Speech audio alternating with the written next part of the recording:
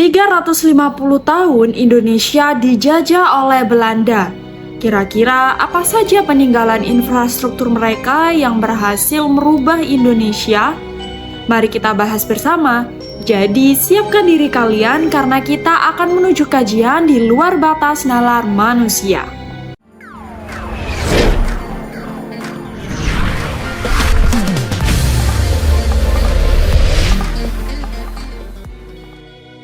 Jalan Raya Pos de Grote Postweg.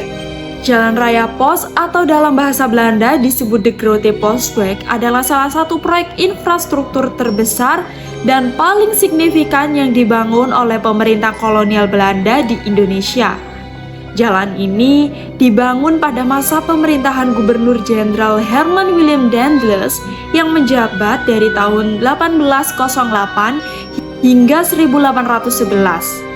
Proyek ini dirancang untuk memperlancar komunikasi dan transportasi di Pulau Jawa, serta untuk memperkuat kontrol kolonial Belanda atas wilayah tersebut.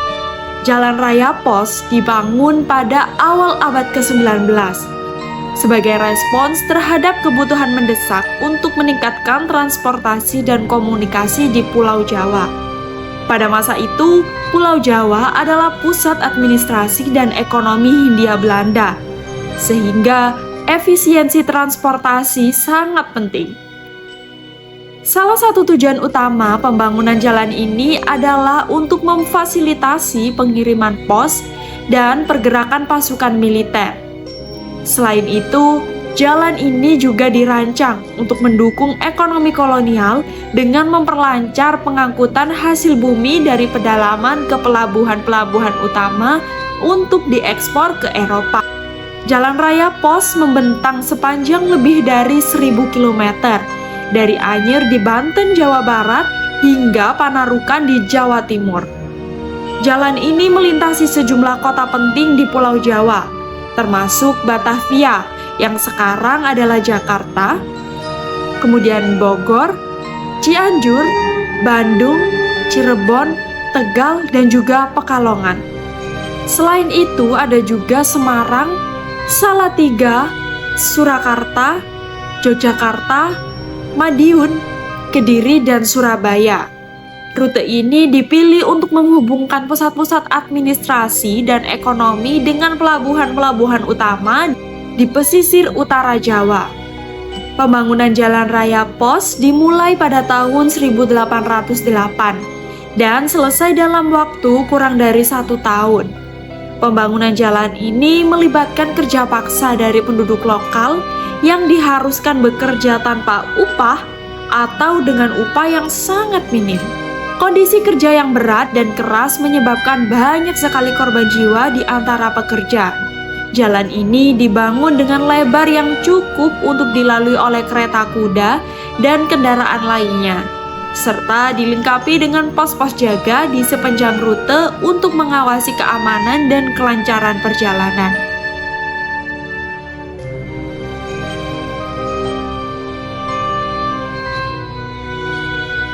Pabrik gula dan industri di masa kolonial Belanda.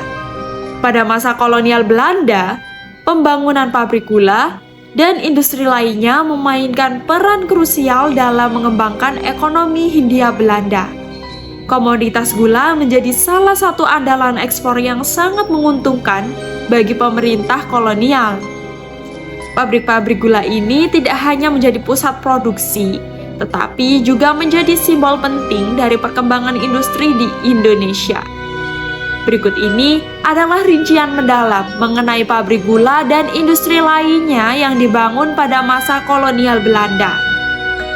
Pembangunan pabrik gula di Indonesia dimulai pada awal abad ke-19, seiring dengan meningkatnya permintaan gula di pasar internasional. Pemerintah kolonial Belanda melihat potensi besar dalam industri gula untuk meningkatkan pendapatan mereka. Jawa dengan tanahnya yang subur dan iklim tropis yang mendukung menjadi lokasi utama untuk perkebunan tebu dan pabrik gula. Pada masa itu, sistem tanam paksa kultur stelsel yang diperkenalkan oleh Gubernur Jenderal Johannes van den Bos pada tahun 1830 memaksa petani lokal untuk menanam tanaman ekspor termasuk tebu di lahan mereka. Pabrik gula pertama di Indonesia dibangun di Surabaya pada tahun 1830. Keberhasilan pabrik ini mendorong pembangunan pabrik gula lainnya di berbagai daerah di Jawa, terutama di Jawa Timur dan Jawa Tengah. Pabrik-pabrik ini dilengkapi dengan teknologi pengolahan gula yang modern pada masanya, seperti mesin uap dan alat pemeras tebu. Pabrik-pabrik gula tersebut biasanya dibangun di dekat perkebunan tebu untuk memudahkan pengangkutan bahan baku. Infrastruktur pendukung seperti rel kereta api dan jalan juga dibangun untuk memperlancar distribusi gula dari pabrik ke pelabuhan. Rel kereta khusus dibangun untuk mengangkut tebu dari perkebunan ke pabrik, serta untuk membawa gula olahan ke pelabuhan-pelabuhan utama seperti Tanjung Perak di Surabaya dan Tanjung Priuk di Jakarta. Industri gula juga menciptakan lapangan kerja bagi ribuan orang, meskipun dengan kondisi kerja yang eksploitatif. Sistem irigasi dan waduk pada masa kolonial Belanda. Pada masa kolonial Belanda, pengembangan sistem irigasi dan pembangunan waduk menjadi salah satu prioritas utama pemerintah kolonial untuk meningkatkan produktivitas pertanian, terutama dalam mendukung industri gula dan tanaman ekspor lainnya. Sistem irigasi dan waduk yang dihubungkan pada masa ini tidak hanya memberikan manfaat bagi sektor pertanian, tetapi juga memberikan perubahan signifikan dalam pengelolaan sumber daya air di Indonesia. Pembangunan sistem irigasi dan waduk pada masa kolonial Belanda didorong oleh kebutuhan untuk meningkatkan produksi pertanian dan mendukung industri gula yang berkembang pesat. Pemerintah kolonial menyadari bahwa pengelolaan air yang efisien adalah kunci untuk meningkatkan hasil panen dan menjaga keberlanjutan perkebunan tebu serta tanaman pangan lainnya. Selain itu, pembangunan irigasi dan juga waduk juga bertujuan untuk mengatasi masalah banjir dan kekeringan yang sering melanda berbagai wilayah di Indonesia. Sistem irigasi yang dibangun oleh pemerintah kolonial Belanda terdiri dari jaringan kanal, saluran air, dan bendungan yang dirancang untuk mengalirkan air dari sungai-sungai besar ke lahan pertanian. Berikut adalah beberapa contoh sistem irigasi yang dibangun pada masa kolonial. Irigasi Kali Progo. Sistem irigasi ini dibangun untuk mengalirkan air dari Sungai Progo ke lahan pertanian di sekitar Yogyakarta dan Jawa Tengah. Kanal-kanal irigasi ini membantu meningkatkan produktivitas pertanian dengan menyediakan pasokan air yang stabil sepanjang tahun.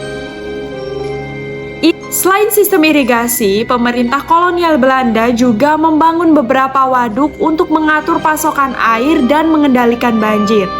Berikut adalah beberapa waduk penting yang dibangun pada masa kolonial.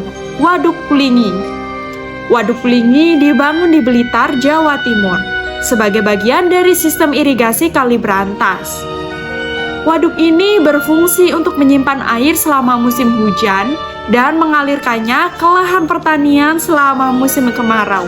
Selain itu, waduk ini juga membantu mengurangi risiko banjir di wilayah hilir.